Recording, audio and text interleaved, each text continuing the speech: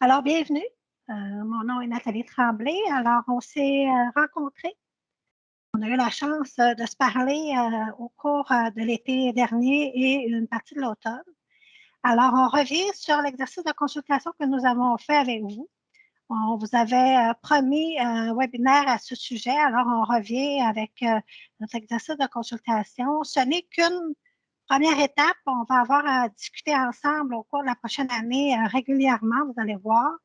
Et les directives, la présentation va vous être on va vous la rendre disponible via les canaux habituels et aussi pour les questions-réponses. Alors, vous avez dans le haut de votre écran le clavardage et un petit peu plus à droite, vous avez un icône de questions-réponses. Alors, je vous demanderai de passer par ce canal-là avec les gens puissent répondre à vos questions. Et à la fin de la présentation, on fera un petit retour sur le fichier de questions-réponses. Est-ce que vous m'entendez bien? Je vois qu'il y a des gens qui ont des problèmes de son. Est-ce que vous m'entendez bien? Oui, maintenant, Jean-François? Oui, il y a une couple de pouces qui se lèvent aussi. Parfait. Bon.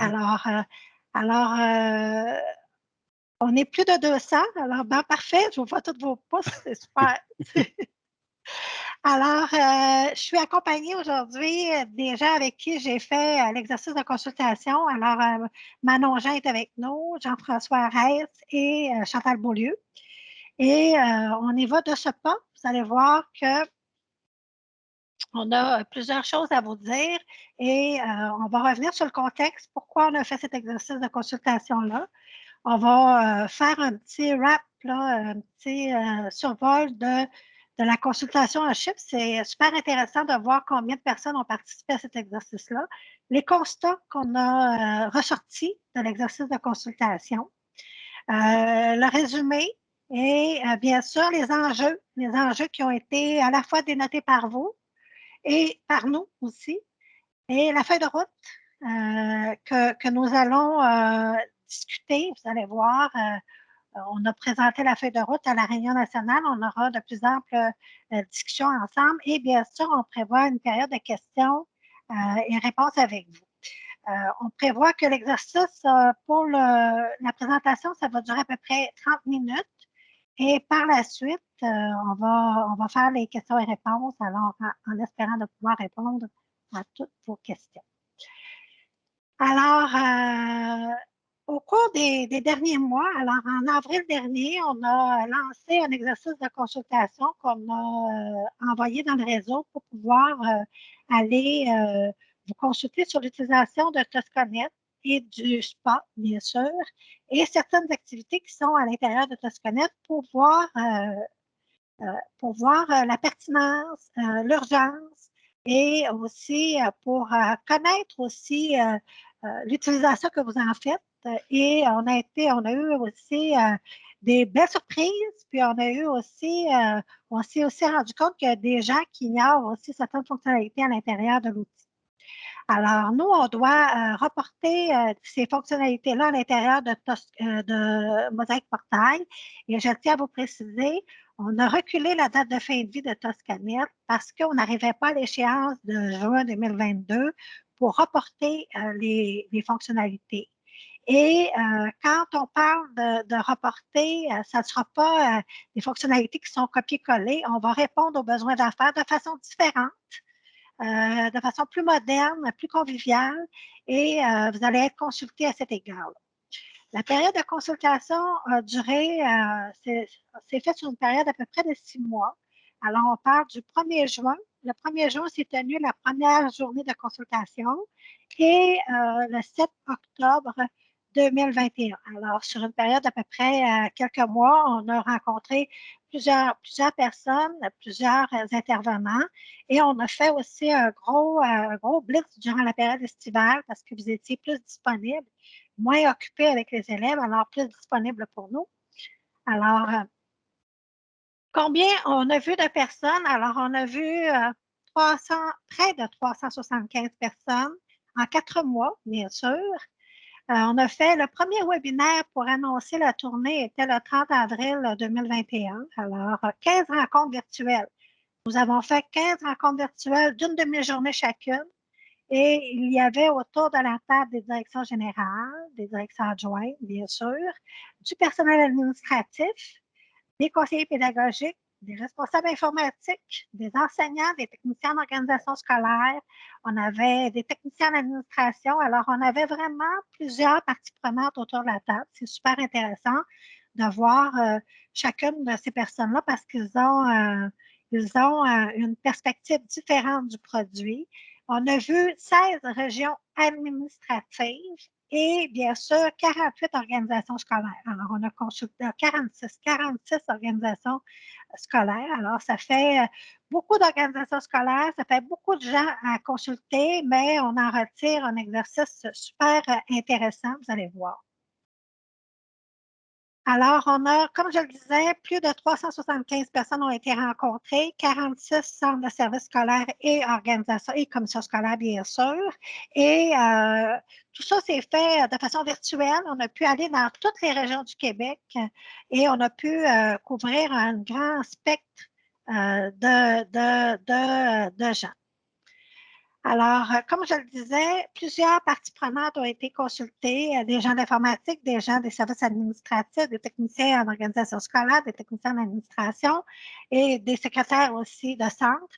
Alors, on a pu voir un grand nombre des directions de centre aussi, on a pu voir un grand nombre de parties prenantes, ce qui fait en sorte que la richesse de cette consultation-là est ressortie de par la perspective de chacune des personnes.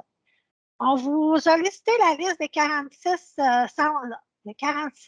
organismes scolaires que nous avons rencontrés. Je ne les nommerai pas tous, là.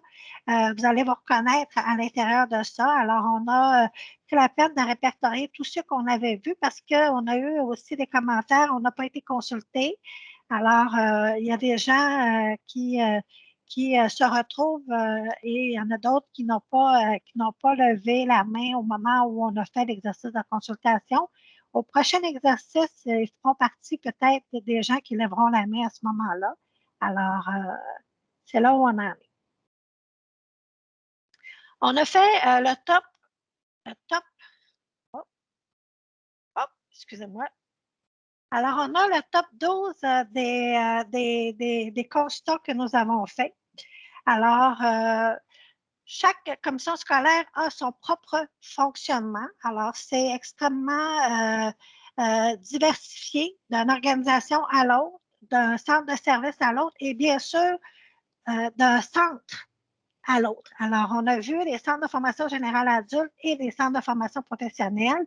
Alors, ça nous a permis de voir comment vous aviez, même dans la même clientèle, des processus qui étaient différents. Alors, pour répondre à la même finalité. Alors, on a vu qu'il y avait des fonctionnements qui étaient différents. On a vu un nombre élevé de formulaires, bien sûr. Un formulaire qui est l'outil, je vous dirais, l'outil, l'outil je vais juste agrandir un peu mon écran. Je ne vois pas le blanc sur le mauve. J'ai un petit peu de difficulté avec mes yeux. Alors, l'outil qui est le mot va finir par sortir. L'outil qui est préconisé par vous, qui est vraiment au niveau de votre utilisation quotidienne, est vraiment le formulaire qui permet d'aller adresser des besoins particuliers à l'élève. On a plusieurs personnes vous êtes des personnes très engagées, qui est super content, satisfait d'avoir été consulté, très à l'écoute et aussi extrêmement curieux de ce qui s'en vient. Alors, vous avez également, on a aussi remarqué qu'il y a plusieurs fonctionnalités à l'intérieur de Toscanet qui sont méconnues pour diverses raisons. Je ne juge pas la façon pourquoi les fonctionnalités sont méconnues. Je me questionne sur la pertinence des fonctionnalités et pourquoi elles sont méconnues. C'est là-dessus qu'on va se pencher au cours aussi des prochains mois. Pourquoi une fonctionnalité ne ressort pas parmi tant d'autres. Ça fait partie d'un exercice, puis il y a des raisons relatives à ça. Il y a des raisons telles qu'elle ne répond peut-être pas entièrement à votre besoin d'affaires. Peut-être qu'elle n'est pas assez conviviale. Peut-être qu'il y a différents scénarios qui peuvent s'afficher ou peut-être que vous ne la connaissez pas du tout parce que vous ignoriez qu'elle était là. Alors, on a aussi certains constats à faire de notre côté. La flexibilité, le suivi et l'accès à certaines informations sont prioritaires et, bien sûr, donnent des avantages, d'où l'avantage des formulaires, bien sûr. Certains critères utilisés, toujours, certains de vous utilisez beaucoup le papier et je vous l'ai dit lors de l'exercice de consultation, le papier, plus ça va aller, on vise un dossier électronique, on vise que le dossier suive l'élève tout au long de son parcours scolaire. Alors, si on veut avoir atteint cet objectif-là, alors il faut éliminer de plus en plus le papier. Alors, quand on élimine le papier, ça veut dire qu'il faut avoir un support qui est différent, mais qui va suivre l'élève, alors donc de façon électronique. On en a parlé beaucoup. Alors, on se penche actuellement sur cette situation-là et ça va aller au fur et à mesure à l'intérieur de votre réalité. Vous allez voir, on va voir apparaître ça. Il y a plusieurs produits qui sont à côté maison, des produits maison que vous avez développés, dont plusieurs nous ont parlé, ils nous ont invités à les consulter. Et inquiétez-vous pas, on va prendre des rendez-vous avec vous pour aller voir vos systèmes maison, aller s'en inspirer pour vous construire un meilleur outil dans Mosaïque Portail. Bien sûr, l'ouverture à l'abandon du papier, comme je l'ai dit, il faut avoir une ouverture d'esprit à l'abandon du papier. Alors, on tient beaucoup à nos formulaires papier, on tient beaucoup à nos documents papier. Vous avez aussi des papiers à fournir pour la reddition de compte. Alors, on a aussi un bout de chemin à faire avec vous du côté du ministère de l'Éducation au niveau des vérificateurs pour arriver avec un processus plus uniforme à l'intérieur du réseau et permettre à chacun de tirer parti du dossier unique ou le dossier numérique de l'élève. Alors, vous avez aussi une réalité différente au niveau de la formation générale et au niveau de la formation professionnelle. On est très conscient de ça. Alors, on a aussi, ça s'est aussi ressorti lors des consultations amplement. Alors, je ne fais pas le tour de tous les constats. On les a vraiment mis au niveau de la présentation pour fin de consultation. Vous allez voir, là. Et on a aussi les résumés de je vous dirais, de chacun des sujets pour lesquels vous avez été consultés. Alors, au niveau des formulaires, on a eu beaucoup d'interventions sur la pertinence des formulaires et sur aussi la perte de l'historique de l'élève. Alors, vous avez énormément de craintes sur la perte de l'historique de l'élève et on vous a bien entendu. Vous avez aussi un nombre élevé de formulaires et on vous a invité, si ce n'est pas déjà fait, d'entamer déjà un processus pour aller épurer davantage les formulaires et aussi de nous adresser les besoins d'affaires que ce formulaire-là comble. Parce qu'on a constaté qu'au cours de notre exercice, il y a plusieurs formulaires qui viennent en concurrence avec des fonctionnalités qui existent déjà dans Mosaïque Portail, que vous allez avoir à utiliser dans les prochains mois. Alors, on vous demande là, de faire un exercice là, au cours des prochaines semaines et des prochains mois pour pouvoir épurer vos formulaires. Bien sûr, vous avez des outils parallèles. Alors, vous avez des outils maison, vous avez des outils parallèles. Vous partagez des formulaires.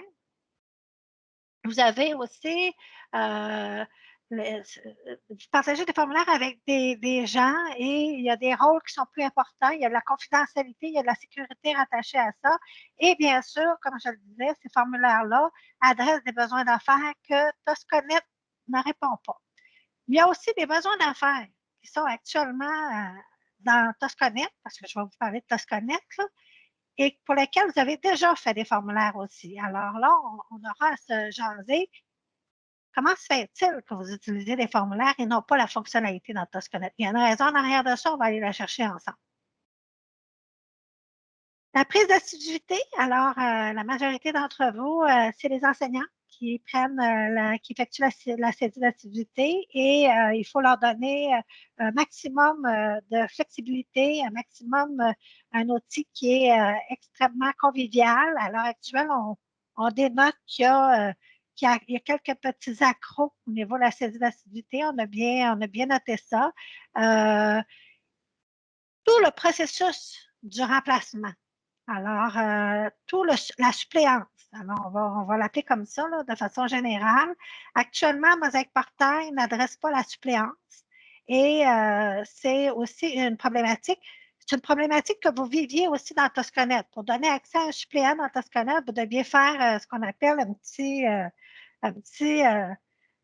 des petits tours de passe-passe que vous ne pouvez plus faire dans Mosaïque Portail. Et on a adressé la situation au niveau, nous, de notre gestion d'identité pour pouvoir assigner plus d'un enseignant à un groupe. Alors, on est en train de régler cette situation-là au niveau de la gestion d'identité, mais tant que ce n'est pas réglé, Mosaïque Portail ne peut pas traiter la suppléance. Mais c'est dans notre feuille de route et au moment où on va pouvoir assigner plus d'un enseignant à un groupe, ça va vous permettre de gérer les remplacements à pied levé au niveau d'un enseignant.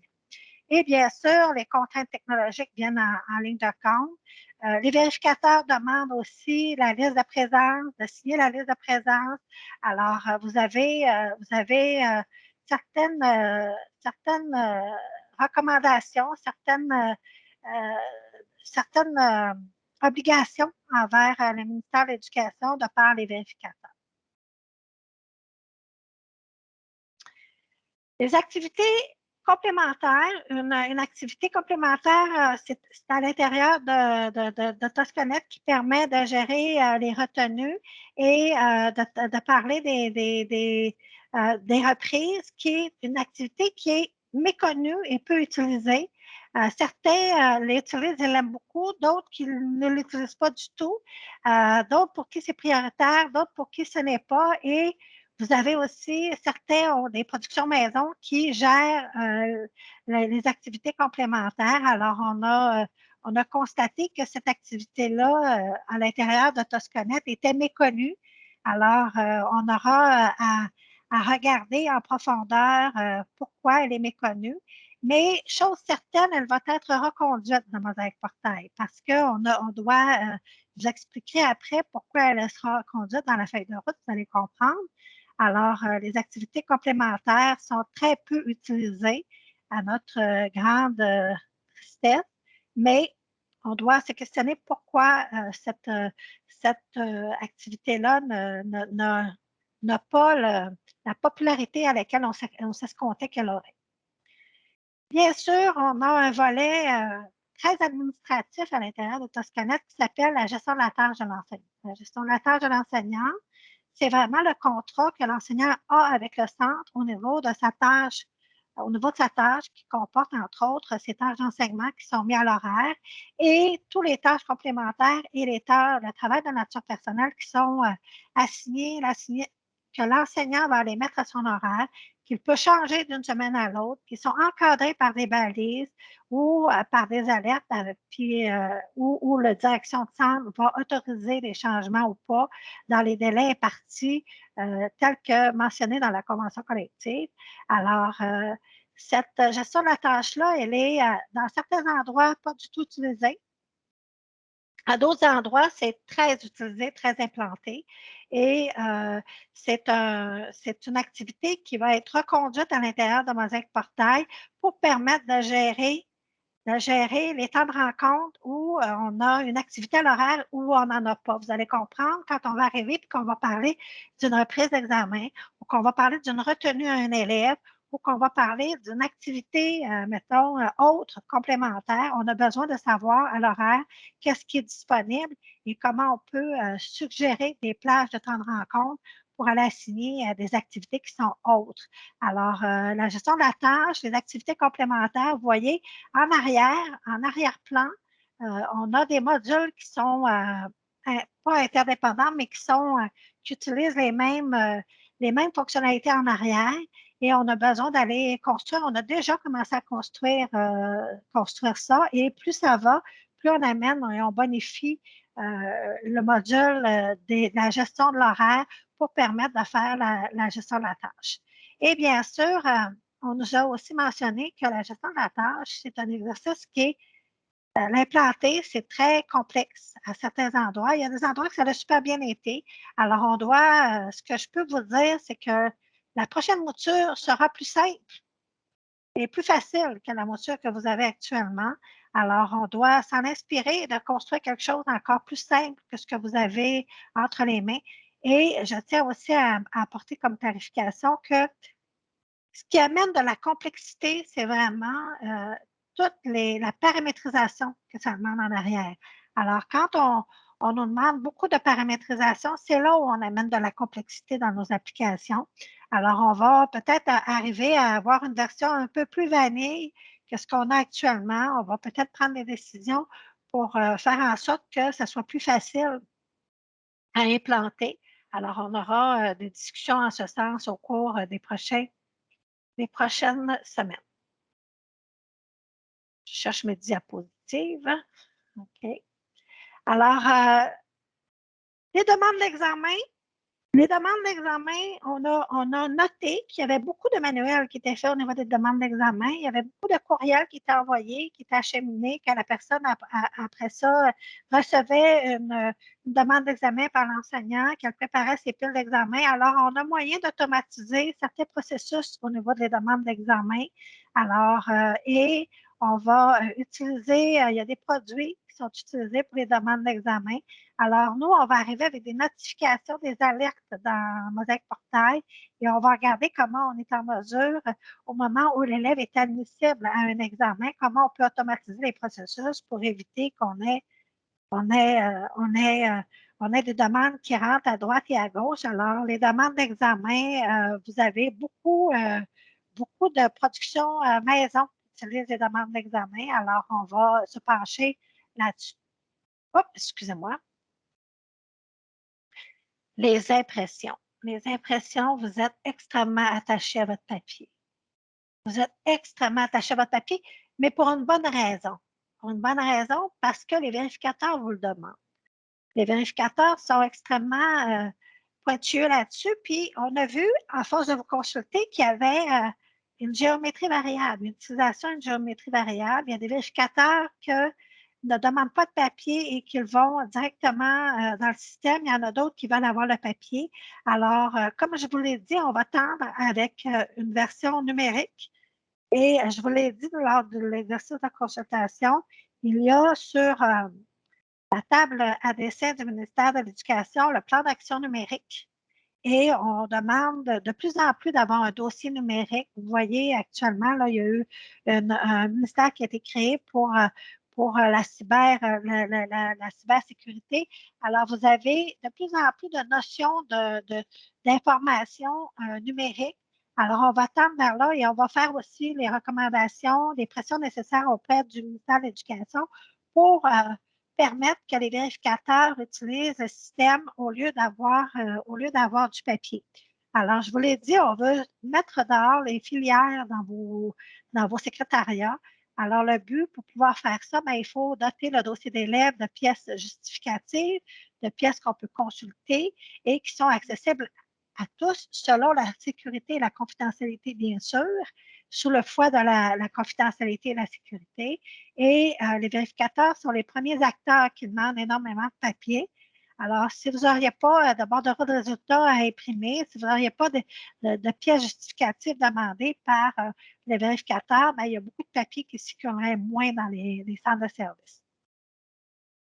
Vous voulez abandonner le papier, mais sous certaines conditions. Alors, effectivement, on a eu à se pencher là-dessus pour les jeunes et on va avoir à se pencher là-dessus avec vous pour regarder jusqu'où on va pour l'élimination du papier complètement. Pourquoi on est aussi pointilleux sur le papier? Vous entendez beaucoup de choses sur la sécurité et la confidentialité de l'information actuellement. Vous avez vu qu'il y a eu beaucoup d'actualités qui étaient en lien avec le vol d'identité des gens. Alors, au moment où on fait imprimer une information sur le papier, elle ne devient plus confidentielle. Alors, vous allez voir que quand on va permettre d'imprimer certaines choses, vous allez voir que l'information que vous aviez accès avant, que vous ne pouvez plus imprimer maintenant. Alors, il y a des raisons relatives à ça. Alors, on ne fait pas ça parce que ça nous fait plaisir. On fait ça pour conserver une certaine confidentialité et sécurité. Alors, juste pour vous donner un petit exemple, là, moi, en tout cas, dans mon temps, là, je suis rendue assez vieille, là, dans mon temps, on imprimait la liste des résultats des élèves et on l'imprimait et on l'affichait dans la fenêtre du local. Maintenant, ce n'est plus un exercice qui est permis parce que ça brise la confidentialité sur les résultats des élèves et ça peut amener des commentaires désobligeants parmi les pairs, parmi eux, et ça peut amener de l'intimidation et voire même du harcèlement. Alors, on arrive avec ce genre de situation-là maintenant, qu'on ne parlait pas il y a 25 ans, mais que maintenant, elles sont d'actualité. Alors, on doit tenir compte de cette information-là. L'impression du code permanent, c'est la même chose. L'impression du code permanent révèle la date de naissance d'un élève, révèle le sexe aussi. Alors, de plus en plus, avec les changements de sexe, on a certaines informations qu'on doit garder plus confidentielles. Il y a de l'information confidentielle, il y a de l'information sensible. Alors, on doit tenir compte de cette réalité-là maintenant. Alors, souvent, j'entends, ah, je pouvais faire ça dans Toscanet, je voyais ça dans Toscanet. Vous allez voir qu'au niveau de Mosaïque Portail, il y a certaines informations pour lesquelles vous aviez accès dans Toscanet, que vous n'aurez plus accès dans Mosaïque Portail, dépendamment du rôle que vous jouez dans votre centre. Si vous êtes une direction de centre, vous allez avoir accès à la majorité de l'information. Mais si vous êtes un enseignant, bien, il y a des informations sur lesquelles vous n'aurez pas plus accès que vous aviez accès avant. Alors, on a certaines mesures de sécurité et de confidentialité qu'on a instaurées et on doit vivre maintenant avec ça. Et éventuellement, vous allez recevoir une version où, je dis toujours, vous allez contrôler les clés du paradis. Parce que vous allez avoir à décider à qui vous donnez accès et à quoi. Ça va devenir votre fardeau à vous et non plus le nôtre. Alors, on va vous donner éventuellement accès à ce qu'on appelle, nous, la matrice de droit et ça relèvera de votre responsabilité et vous devrez assumer la responsabilité qui vient avec. Alors, à grande responsabilité, grand devoir, là, c'était Spider-Man qui disait ça, le père de Spider-Man. En tout cas, on est à cette éventualité-là bientôt. On est en train de regarder comment vous donner accès à cette matrice de droit-là pour que vous puissiez prendre les décisions. Et bien sûr, tout va être journalisé. Alors, au moment où vous allez donner des droits, on va journaliser qui les donne et à qui on les donne.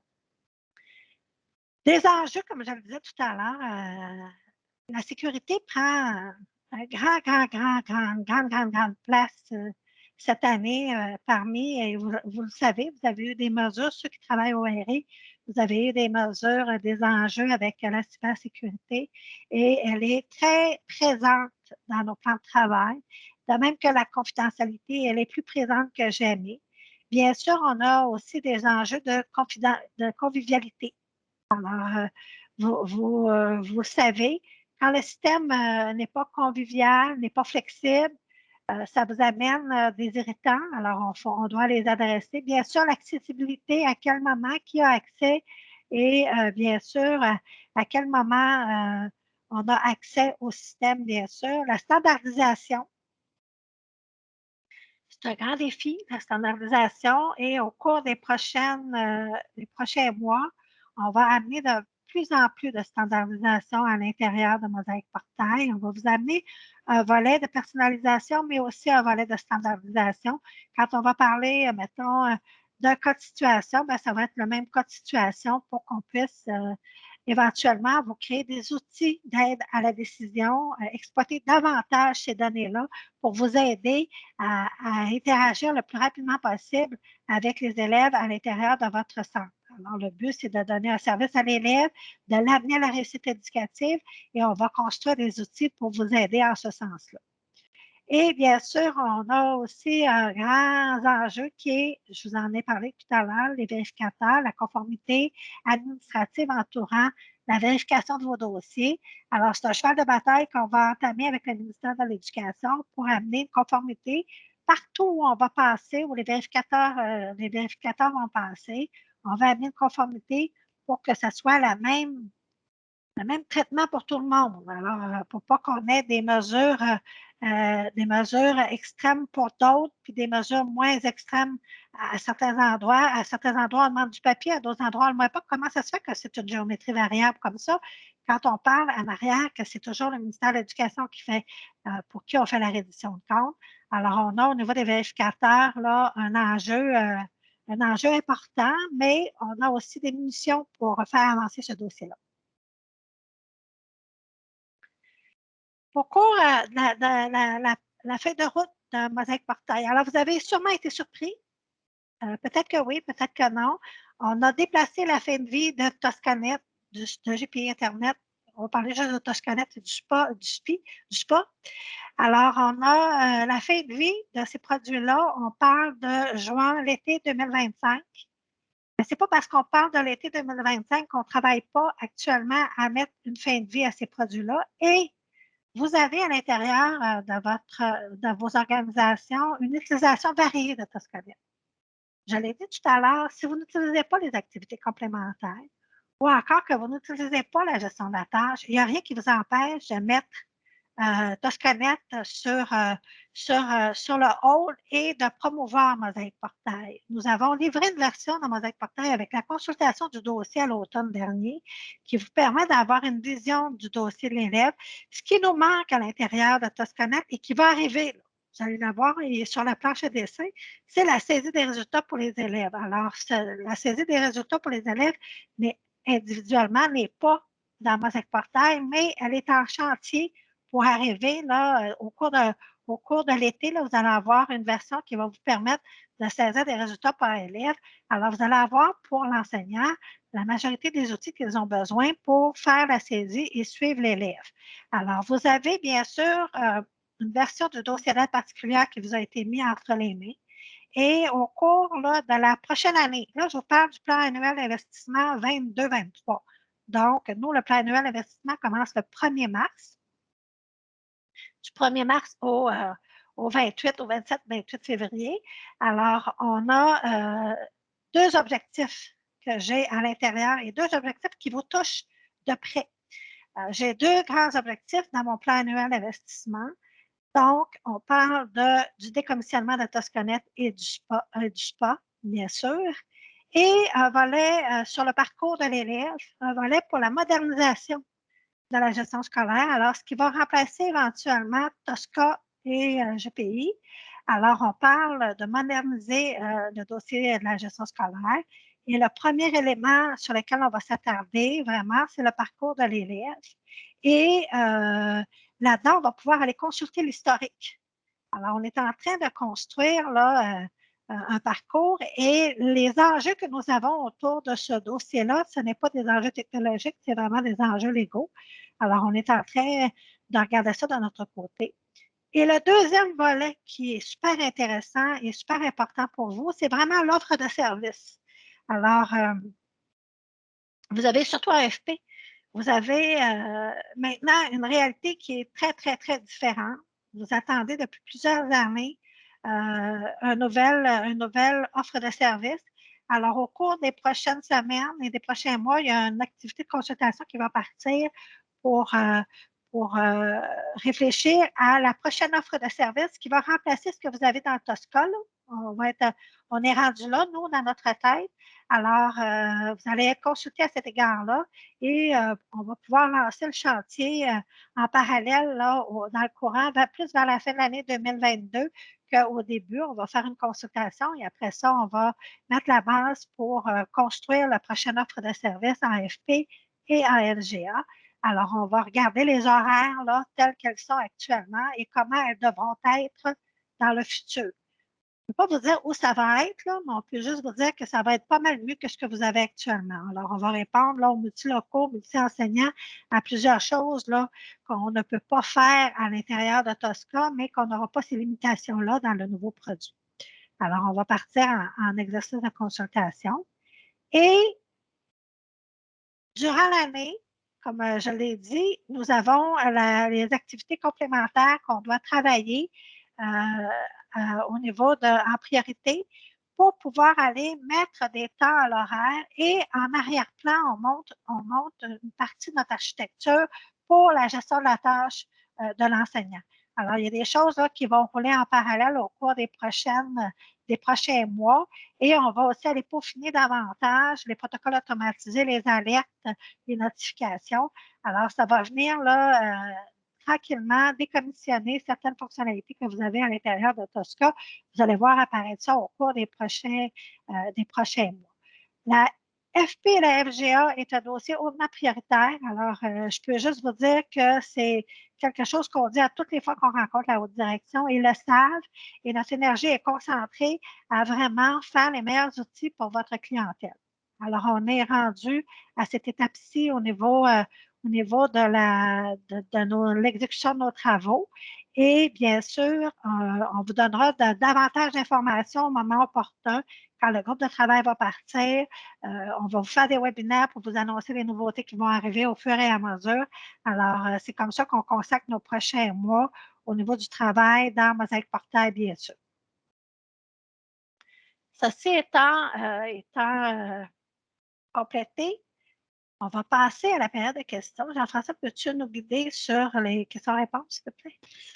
En fait, la majorité des questions ont été répondues là, dans la section questions et réponses. Donc, vous pouvez avoir accès là, directement aux questions qui ont été posées. Donc, ça répond à vos questionnements. Mais si vous en avez d'autres, juste les poser. Là, il n'y a aucune en suspens. Peut-être lever la main, peut-être? Ou lever la main, effectivement. OK. La parole. Pour l'instant, tout semble beau. Ah, il y a ici M. Gicard. Il va-t-il y avoir des rencontres de consultation pour la FGA? Oui. Oui, assurément. Là, quand on va partir en consultation pour adresser les produits propres à votre clientèle, il va y avoir un exercice de consultation. Il va y avoir un appel à tous. Et si vous êtes intéressé, là, on va prendre vos coordonnées et on va vous contacter sans problème.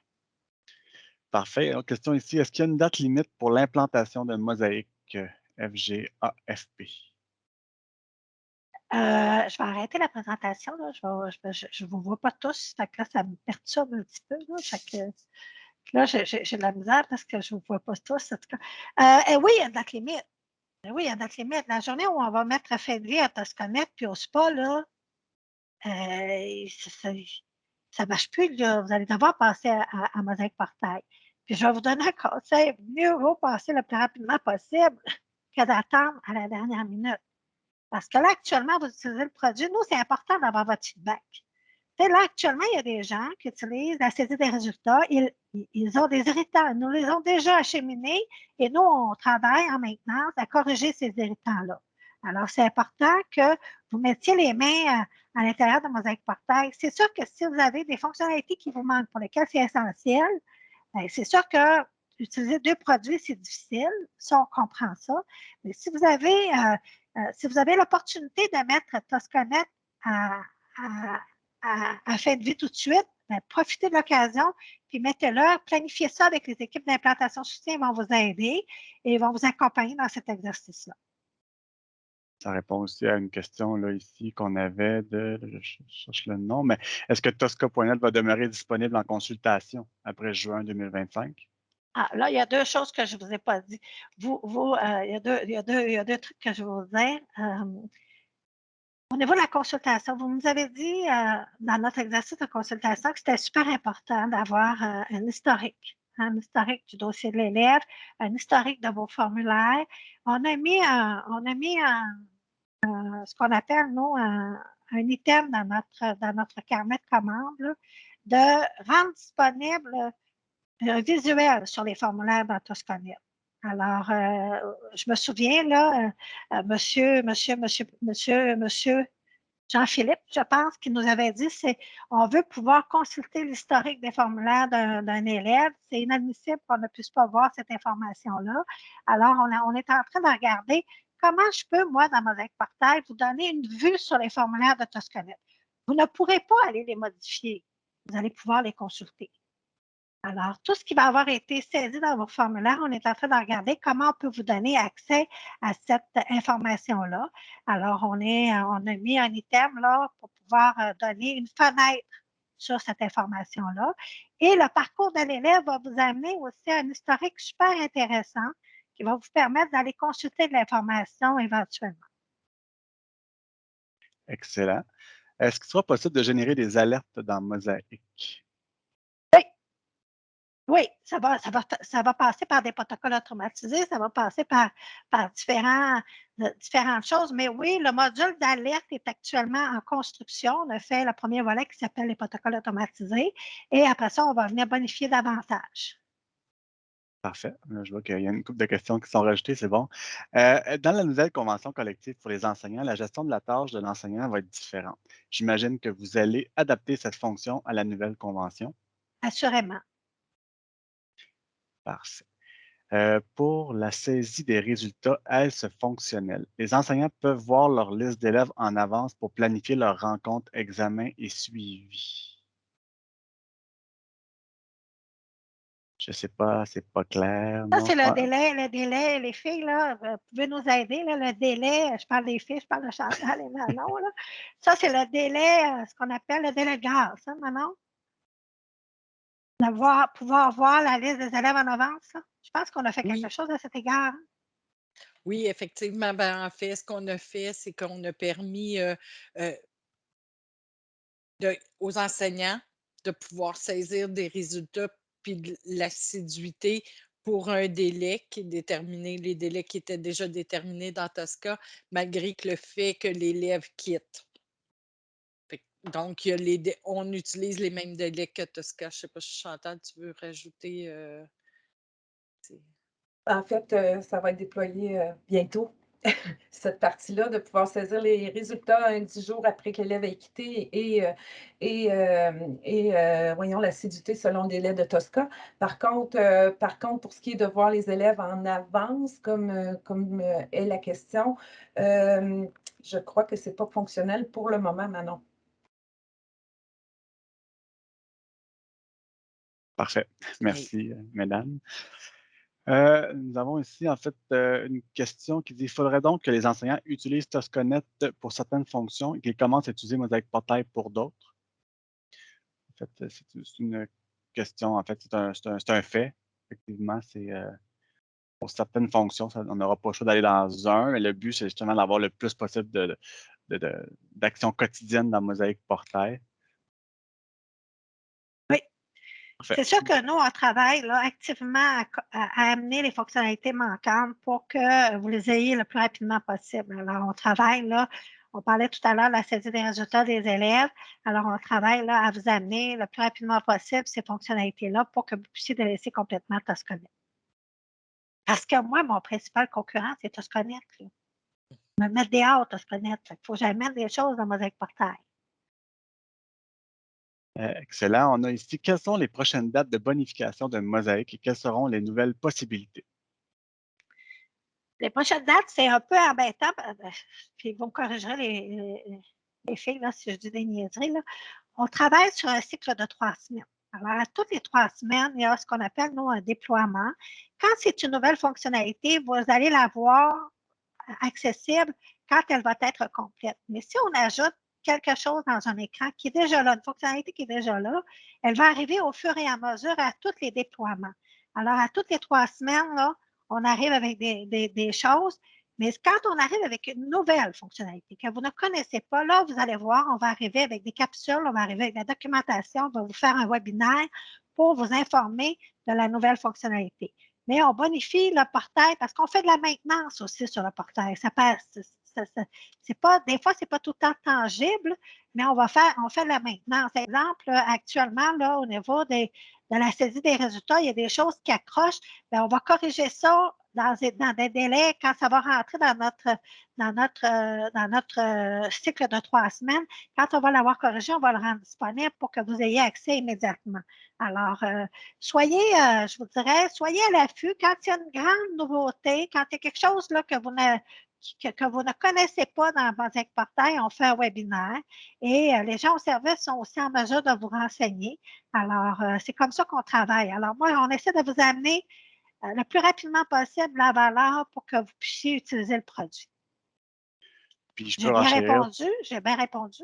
Oui, j'ai bien répondu. Mais je Vas-y, peux Jean-François. renchérir en fait aussi sur il y a le dossier d'aide particulière qui s'en vient au niveau des adultes FGA, FP, qui n'est pas encore disponible, mais qu'au courant du mois de février, ça devrait être disponible. J'ai mis en commentaire le webinaire qui a été fait pour présenter en première ce qui s'en venait au niveau du dossier d'aide particulière. Ça, c'est vraiment une bonne Puis, éducation à moi. puis le dossier d'aide particulière, là, c'est vraiment c'est un outil qui va vous amener qui va vous permettre de faire un suivi sur l'élève. Les élèves qui ont besoin d'un encadrement là, un peu plus, vous faites des contrats avec les élèves. Alors, c'est là-dedans les engagements des élèves face à leurs études. Ce n'est pas juste un dossier d'aide psychologique, là, ça peut être un dossier d'aide académique, ça peut être un engagement avec l'enseignant, pas avec l'enseignant, mais avec l'élève. Alors, ça peut être toutes sortes de choses que vous utilisez le dossier d'aide particulière pour l'élève. Et on confirme qu'il va y avoir un webinaire qui va être propre à ça là, en février. On Le vient de me 17 confirmer ça à l'oreille. Le 17 février, le, c'est bon. le 17 février, Viviane confirme le 17 février. Viviane est en ligne aussi. Excellent. On continue ici. Alors, du côté du CSSDM, nous avons constaté des problèmes de performance de Jade créant un enjeu majeur pour son implantation dans nos centres. Nous savons que, malgré que ça a admis que le code de Jade devrait être optimisé, à quel moment devrions-nous, il y a une question qui s'ajoute, devrions-nous avoir accès à une version de Jade plus performante? Bonne question, je n'ai pas la réponse. Je n'ai pas la réponse. Je vais vérifier avec Danny. Je sais qu'il travaille actuellement là, sur ce dossier-là. On l'a priorisé. Mais je vais vous revenir avec une réponse. Je ne l'ai pas. Malheureusement, je n'ai pas cette réponse-là. Excellent. Bonjour, est-il possible de connaître notre taux d'utilisation? Par exemple, nombre d'enseignants synchronisés versus connexion effective, si les utilisateurs l'utilisent, quelles sont les fonctionnalités qui sont utilisées? Est-ce qu'il y a possibilité au niveau des Nous, CSS? on le voit, mais vous n'avez pas accès à ces informations-là. Ce n'est pas un accès grand public parce que ça donne accès à nos environnements, mais on est en mesure de sortir cette information-là. Si vous le désirez, passez par votre représentant, puis on essaiera de sortir cette information-là. Excellent. À quand deux enseignants sur le même plateau pourront partager la saisie de l'assiduité? Ça va venir quand la gestion d'identité va pouvoir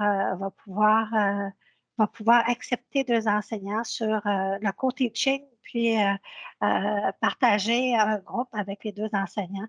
C'est particulier là, parce qu'au moment où les enseignants saisissent l'assiduité, il faut que ce soit le bon enseignant. Il faut que ce soit l'enseignant qui a pris l'assiduité qu'on journalise cette transaction-là. Alors, la gestion d'identité est en construction à cet effet-là, à cet égard-là. En lien avec les droits, à quand la matrice de droits? On avait trouvé, je vais être transparente avec vous, là. On avait trouvé une solution. On l'a soumis à l'architecture, puis elle n'a pas passé le test de l'architecture. On s'est fait gronder parce qu'on voulait aller plus vite, puis la solution qu'on avait trouvée n'était pas viable. Alors, l'architecture a pris le dossier entre les mains et ils sont à nous fournir une solution qui va nous nécessiter des travaux d'architecture pour arriver avec la matrice de droit, mais ce n'est pas quelque chose qu'ils vont faire dans 10 ans. Là. On a justement parlé cette semaine et j'ai demandé qu'on relance l'équipe d'architecture pour qu'on puisse avoir la solution pour adresser les travaux maintenant dans notre équipe, qui est l'équipe plateforme chez nous. Et quand l'équipe va terminer les travaux, nous, on va pouvoir s'attaquer à la matrice de droit. On a toujours des dépendances avec des équipes. Alors, j'attends juste la solution d'architecture pour prioriser les équipes, les travaux dans l'équipe de la plateforme parce qu'elle est sous ma responsabilité. Ah, ben, regardons ça, toi, si c'est pas gentil, ça. Alors, Nathalie, elle va pouvoir prioriser ces travaux-là parce que c'est super important de vous donner la latitude pour donner les droits au personnel chez vous. Les droits, il va falloir aussi, je tiens à apporter une nuance, les droits sont en relation des rôles que les individus jouent à l'intérieur de votre organisation, puis ça va aussi être en relation avec les rôles que les organismes, les utilisateurs jouent dans vos organisations. Ça va être un rôle et non pas un individu. On va regarder ça, là, mais vous allez voir, là, on n'ira peut-être pas dans le granulaire comme vous êtes habitué, mais on va essayer de vous concocter quelque chose là, pour vous donner le maximum de latitude. Parfait. Serons-nous autonomes pour la paramétrisation des alertes? Alors, Manon fait signe que oui de la tête. Oui, effectivement, les protocoles, on appelle les protocoles automatisés, c'est par centre qui vont pouvoir être établis selon les besoins du centre. Et on va, dans le fond, ramener on a regardé toutes les alertes possibles dans Toscanet, fait qu'au fur et à mesure qu'on va développer les protocoles, on va s'assurer que ce qu'on avait comme alerte dans Toscanet va être reconduit dans Mosaic Portail. Une question au niveau des listes de présence. Présentement, dans les listes de présence de Mosaïque, les enseignants ont des élèves qui ont quitté la classe ou le centre. Ces élèves ne devraient donc plus être sur les listes d'assiduité. Est-ce qu'il est prévu de modifier cela pour que les élèves inactifs ne soient plus dans les listes de présence? Merci. Je vais me permettre de répondre parce que je suis contente d'avoir une réponse positive. Justement, mi-février, donc bientôt, l'interrupteur va être levé. Là, nos travaux sont terminés. On est en cours de test. Donc, il y aura une nouvelle façon là, de gérer ce qu'on appelle le délai de grâce. Mais comme je le disais précédemment, on va donner 10 jours supplémentaires pour saisir les résultats. Et combien de jours, selon le paramètre du centre pour la saisie de l'assiduité. Et les élèves qui seront dans les groupes seront divisés en deux. Donc, il y aura les groupes actifs et les groupes terminés là, pour les enseignants après la date de fin. Donc, un petit changement au niveau de l'écran des groupes. Puis, à ce moment-là, ben, l'identité, en fait, dans le groupe, il va y avoir vraiment les élèves actifs en date du jour du groupe. Donc, plus rien en avance ou de trop, là, comme on avait avant. Donc si l'élève tombe dans le délai de grâce, il va tomber dans le groupe terminé, puis il va se retrouver là. C'est ça qu'on comprend. Exactement, oui. Donc, on va avoir un groupe avec les élèves actifs purs, hein, en guillemets. Ben, pas tout à fait comme ça. En fait, si le groupe est actif, les élèves qui ont terminé ou qui ont quitté le groupe vont être mise en évidence, donc en rouge, là, un carré rouge, un cercle rouge autour. Puis, si le groupe vraiment est fini, là, ça va tomber dans les groupes terminés. Donc, vraiment un visuel très facile et très intuitif. Ça s'en vient. Est-ce que le SWAP peut servir de communication avec un enseignant concernant l'élève? Ben, là, on a l'air bête, là. On a gelé sur nos écrans, mais le suivi d'observation a été construit autour de l'élève. Normalement, ça permet à l'enseignant de communiquer de l'information au personnel autour de l'élève. Donc, tous les personnels qui sont autour de l'élève. Et si on veut communiquer, peut-être préciser votre question, c'est quand vous dites une communication avec l'élève, jusqu'où vous voulez aller. C'est peut-être juste nous préciser davantage, là, parce que ça sert à bonifier le dossier et à permettre à tous les intervenants d'avoir accès à cette information-là et de pouvoir avoir une interaction optimale avec l'élève. Effectivement, ce n'est pas possible d'un enseignant à un autre, mais c'est le groupe d'enseignants de l'élève qui a accès à cette information-là. Toujours avec le SWAP, pourrons-nous modifier le libellé et les catégories du SWAP afin que son contenu soit adapté à une clientèle adulte et évoluant dans des contextes variés? Non. Vous, s'il y a bon, ce que je peux vous dire, c'est que c'est extrêmement difficile. On parlait de standardisation, on parlait de paramétrisation. On a mis des catégories de descripteurs, on a mis des descripteurs également. Si une catégorie est manquante, et que vous prenez la peine d'aller la regarder, là, parce qu'il y a beaucoup de choses à l'intérieur du suivi des observations et des interventions. Je vous rappelle que ça a été fait en collaboration avec un centre de formation professionnelle. Alors, c'est pas nous qui avons décidé de ce qu'il y avait à l'intérieur du suivi des observations, des interventions. On a travaillé avec des gens de votre milieu pour faire ça. S'il y a des catégories de descripteurs qui sont manquants, communiquer avec nous. Ça va nous faire plaisir d'en discuter avec vous, de les ajouter. S'il y a des descripteurs qui sont manquants, communiquez avec nous. S'il y a des descriptions qui vous irritent, communiquez avec nous, on va en discuter. On n'est pas contre de changer des choses, mais si on veut pouvoir faire de la consommation des données, interpréter des données, aller voir dans le dossier d'aide d'un élève et pouvoir faire des algorithmes reposant sur des suivis d'observation d'intervention. Mais il y a certaines choses qu'on peut permettre de faire, puis il y a d'autres qu'on ne peut pas permettre.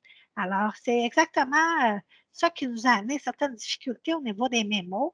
À un moment donné, la même situation a été relatée avec des mots différents d'un établissement à l'autre, mais on ne peut pas colléger cette information-là, puis en faire des dénominateurs communs, puis à regarder pourquoi j'ai ce genre de cas de figure-là. Est-ce que j'ai déjà eu ce cas de figure-là? Quelle action a été faite pour qu'on ait un succès pour amener l'élève à la réussite?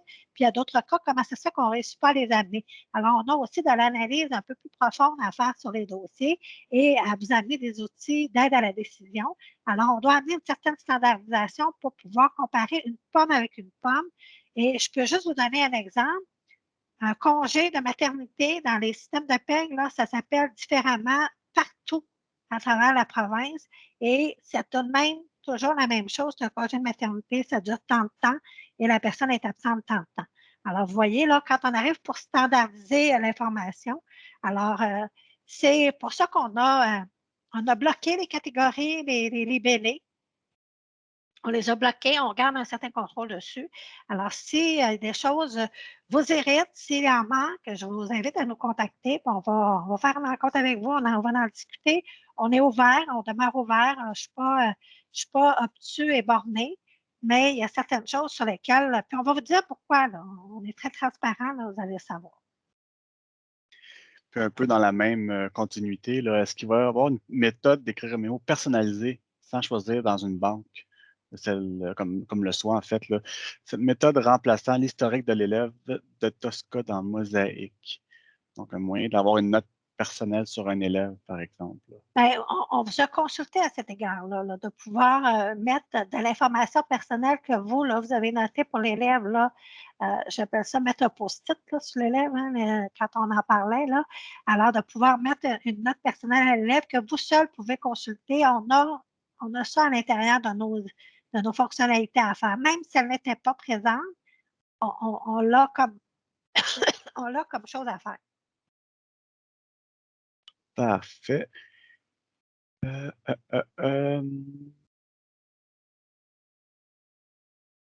y a des petites, avec l'ajout du nouveau module relié aux absences COVID pour la FGAFP, ces motifs sont mis par défaut dans Mosaïque lorsque l'enseignant met un élève absent. Est-ce que cela sera corrigé?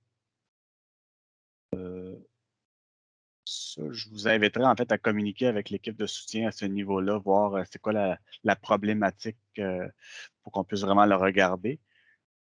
Donc voilà, ce serait la réponse à la question. Vous êtes d'accord, mesdames? Oui. Parfait.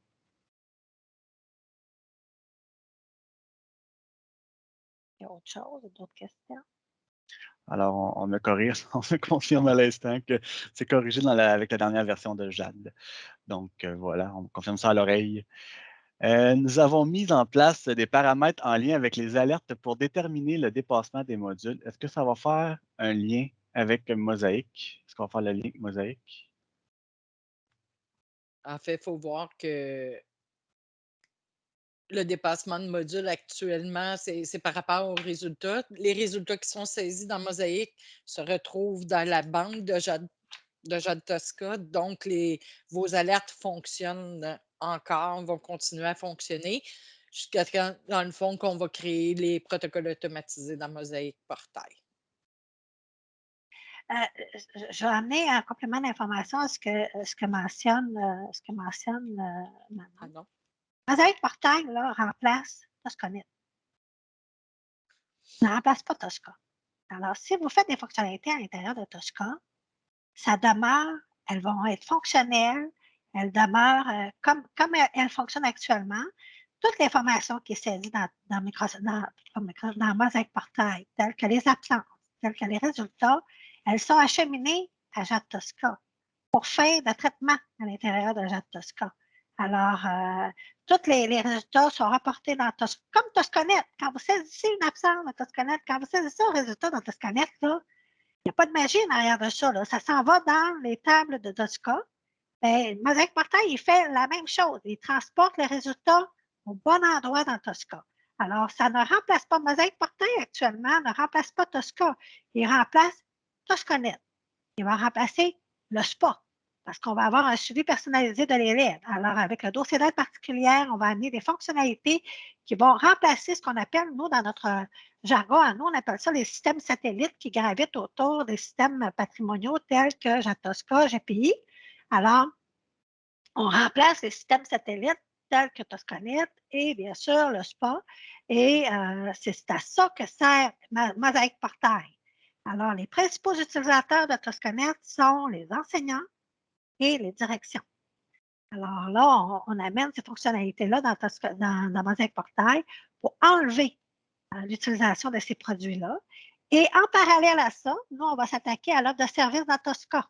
Alors, nous, mais je ne peux pas vous dire où ce qu'elle va être, l'offre de service dans Tosca. Là. Je ne le sais pas encore. Là, on est encore à l'étape où on doit se questionner qu'est-ce qu'il va y avoir dans ce module-là, comment ça va fonctionner. Alors, à un moment donné, ce module-là va arriver, je ne sais pas où, je ne sais pas comment, mais ce que vous avez actuellement dans Mosaïque Portail, ça remplace ToscaNet. Je vais donner la parole à Mme Joëlle Forget qui doit commencer à avoir la main. Elle doit fatiguer, hein, la main fatiguée. Ah, voilà, la main numérique. Donc, je donne accès. Je pense qu'on est deux à ce qui donne accès. Vas-y, Pierre, je te laisse donner accès. Voilà. Madame Forget?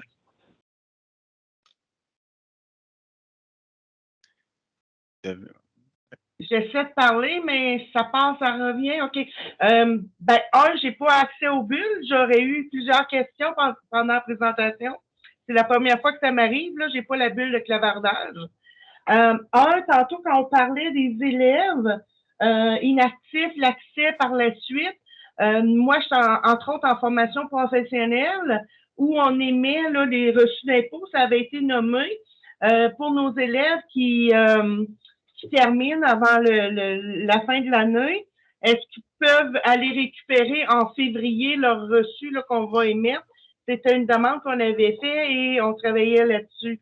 Donc, j'ai ce questionnement-là, entre autres. Alors, Madame, votre nom, pouvez-vous me le rappeler? Joëlle Forget. Madame Forget, je vais répéter ce que j'ai dit lors de nos exercices de consultation. Lorsque l'élève a reçu d'impôt, s'il ne fréquente plus l'organisation, il n'a plus accès à son portail. Ça, là, il n'a plus accès à son portail. Dès la minute que l'élève n'a plus de fréquentation dans votre centre, là, il n'a plus accès à son portail. Là, ce qu'on est en train de faire actuellement, c'est important que vous posiez la question. On est en train de tester des choses actuellement, là, et on va vous revenir en début de semaine prochaine via la zone client avec une méthode de contournement pour donner accès à ces élèves-là. OK. Alors, on est en train de tester là, ceux qui ont Mosaïque Portail, alors que les élèves peuvent passer par Mosaïque Portail. Alors, soyez à l'affût. En début de semaine, là, on va vous revenir avec de l'information parce que nous, on a testé la solution.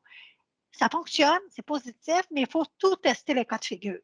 Donc là, on est en train d'essayer de tout tester les cas de figure pour s'assurer que la recette qu'on va vous donner, bien, que le gâteau aux lèvres et non pas qu'il y ait le soufflé descendre. Alors, on est à cette étape-là. Alors, Chantal et Manon ont travaillé très fort là, au cours des 2 dernières journées et ils travaillent avec l'équipe des services pour tester les cas de figure pour qu'on puisse vous donner des nouvelles en début de semaine. Parfait. Tantôt aussi, vous mentionnez l'utilisation. On tente d'encourager nos gens à utiliser, mais actuellement, quand on parle de mémo, ces choses-là ne sont pas accessibles. Donc, ça fait que les gens sont toujours obligés de travailler dans 2 systèmes. Ils débarquent actuellement de Mosaïque Portail, si on parle de nous, là, en SP, parce qu'ils n'ont pas tout ce qu'ils ont besoin là, pour leur travail. Madame Forget, les mémos, l'équivalent des mémos là, dans Mosaïque Portail, c'est le suivi d'observation et d'intervention. Vous avez l'équivalent dans Mosaïque Portail qui est le suivi d'observation et d'intervention. moi, ce que je peux vous inviter, contactez l'équipe de service et ils vont vous mettre en relation avec un formateur pour vous expliquer comment fonctionne le module et comment l'exploiter et bien sûr, comment former vos enseignants à l'utilisation. Parce qu'il faut aussi comprendre que s'ils vont dans Toscanet et qu'ils utilisent les mémos dans Toscanet, là, ben, ces mémos-là, ils ne les verront pas dans Mosaic Portail. Ben, c'est exactement ce que j'allais vous dire. Elle est là, la problématique. C'est que l'élève, nous, a commencé une autre année et ça ne suit pas là, avec le Mosaic Portail. Là. Tu sais, toutes les mémos, comme on avait parlé là, lors de la rencontre. Donc, un jour, tout va être transféré, ben, parce qu'on va l'avoir utilisé. Là. Mais là, je veux juste être claire avec vous, là, puis avec les 200 personnes qui sont en ligne. Là. Il n'y aura pas de transfert des mémos vers Mosaic Portail. Là. Je ne peux pas faire ça. C'est ce que vous aviez nommé. Je ne peux pas faire ça. Moi, ce que je vais faire, là, je travaille à vous donner une vue du contenu de Toscanet que vous allez pouvoir consulter, que vous ne pourrez pas modifier.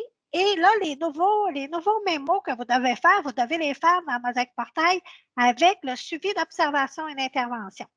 Oui. C'est comme ça qu'il faut travailler maintenant.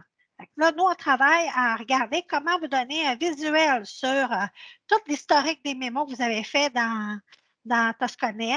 On travaille à vous donner ce visuel-là pour que vous puissiez consulter l'historique, mais on ne les amènera pas, là, on ne peut pas les amener puis les transporter dans Mosaic Portail parce que la structure, elle est différente. Okay. Merci. De rien. Vous n'avez pas d'autres questions? Juste ça? Voilà, Mme Forget, Nathalie? Oui, oui, okay. Quelle question? Oui. J'ai une autre question ici. Là. Bon, on parle présentement de la COVID, mais est-ce que Mosaic est prêt à gérer des situations particulières telles que la COVID? Là? Exemple, le présentiel versus le virtuel, donc tout ce qui est cours à distance. Je sais que ça a été nommé là, dans nos consultations. Là, qu'il peut y avoir une difficulté à saisir l'assiduité pour ces personnes-là. En fait, il faut juste voir parce que s'ils ont un horaire, même s'ils sont en virtuel, s'ils ont un horaire, on est capable de saisir l'assiduité. À moins qu'il n'y ait pas d'horaire, ben, c'est comme avant dans Toscanet et tout ça, où on ne pouvait pas faire la saisie non plus.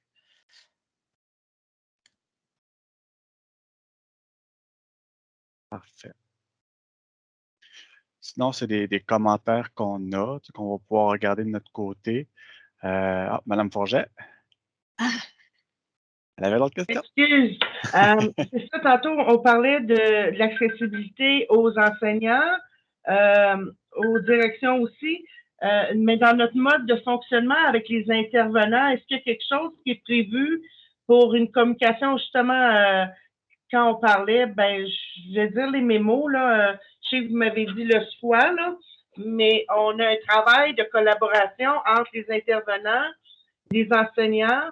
Donc, est-ce que ça, c'est prévu à un moment donné ou comme même moi, comme gestionnaire administratif, je veux accompagner les gens, puis j'ai pas l'accès au visuel de l'enseignant ou l'élève si je prends pas leur mot de passe ou leur chose. Est-ce que nous, comme administrateurs, on va pouvoir avoir une tuile ou autre là, où on peut aller travailler, là? Comme on a actuellement dans Toscanet, là. Ouais. Madame Forget, on a fait une activité aux jeunes qui s'appelle l'accès au groupe qui permet, quand on rentre en adresse courriel d'un enseignant, d'avoir accès au groupe de cet enseignant-là et d'avoir le même visuel que l'enseignant. On va travailler à vous produire le même outil au niveau des adultes. Alors, puis au niveau du suivi d'observation et d'intervention, il faut noter que pour chaque descripteur, vous devez déterminer comme organisation qui a le droit de consulter et qui a le droit d'en saisir un. Alors ça, vous le faites pour chacun des descripteurs avec peut-être avec l'aide des services éducatifs là, pour bien mettre les bons intervenants autour du dossier. Parce que le suivi d'observation d'intervention, ça ne s'adresse pas juste, aux enseignants, là, ça s'adresse aux psychologues, ça s'adresse à la travailleuse sociale si vous en avez un, ça s'adresse à la direction du centre, fait que, ça s'adresse à tous les personnes, tous les parties prenantes, tous les intervenants qui gravitent autour de l'élève sont en mesure de saisir une observation ou une intervention. Et par contre, quand on vient, on a mosaïque élève, mosaïque enseignant, mosaïque, voyons, parents. Direction, vous avez mosaïque direction puis intervenant aussi. Il y a intervenant aussi qui pourrait être accessible via quand on arrive, parfait. Oui. OK.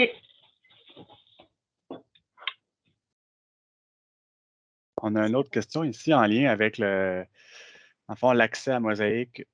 Oui, Ben moi, pose ta question, puis après ça, j'ai pris de notes tantôt. Je vais revenir sur ton virtuel puis présentiel. Parfait.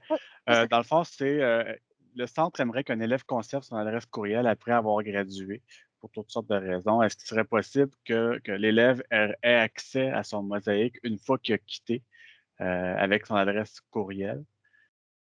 On est en train de regarder ça. C'est ça. On est en train de regarder ça dans le parcours de l'élève. Le parcours de l'élève, ça va être, entre autres, pour, mettons, les parents, l'élève et bien sûr les différents intervenants dans son dossier. Mais on veut donner un accès à l'élève, même s'il a quitté. Alors, on est en train de regarder ça. Effectivement, puis on demande ici de conserver son adresse courriel après avoir gradué, mais ça, l'adresse courriel, ça appartient au CSS, au centre, de fournir cette adresse courriel-là. Oui, bien, pourquoi qu'on ne pourrait pas associer une adresse, mettons, je vais dire n'importe quoi, personnelle pour pouvoir faire le changement dans le dossier. En tout cas, on est en train de. C'est dans notre tête, c'est pas si loin que ça. Là. On en a discuté au cours de l'hiver dans le cadre du parcours scolaire. Alors, c'est toutes des hypothèses là, qui sont loin d'être farfelues, mais qui sont d'actualité. Moi, j'avais une question pour les gens qui m'ont parlé de virtuel versus présentiel.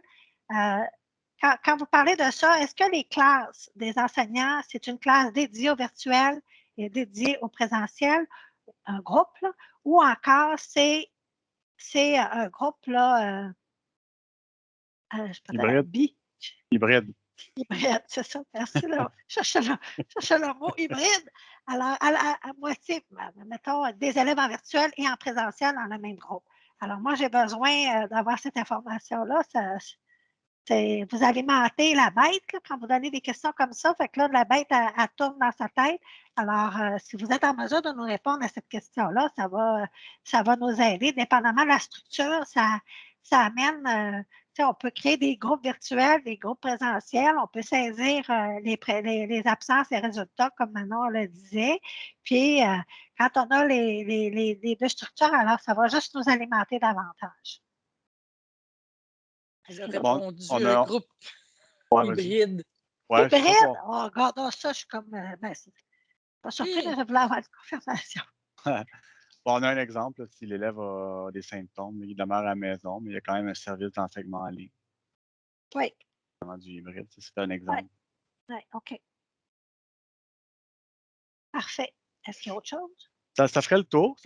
Il n'y a pas d'autres questions au niveau du question-réponse, ni au niveau du clavardage. Alors, sur ce, on va vous libérer pour le reste.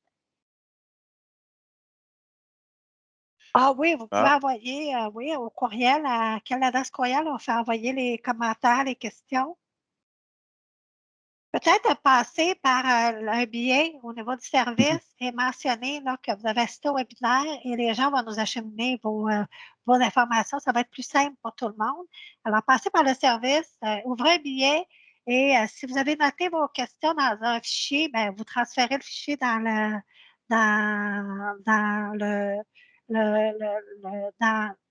la zone, c'est l'espace client. L'espace client. Ouais, dans l'espace client. Alors, on va avoir accès à cette information-là et on va vous rendre disponible la présentation sans problème là, au cours des prochaines heures. Normalement, en début de semaine prochaine, vous devriez avoir accès à cette information-là. En vous remerciant, je vous souhaite un bel après-midi. Alors, au revoir. À la prochaine. Merci. Bonne fin de journée.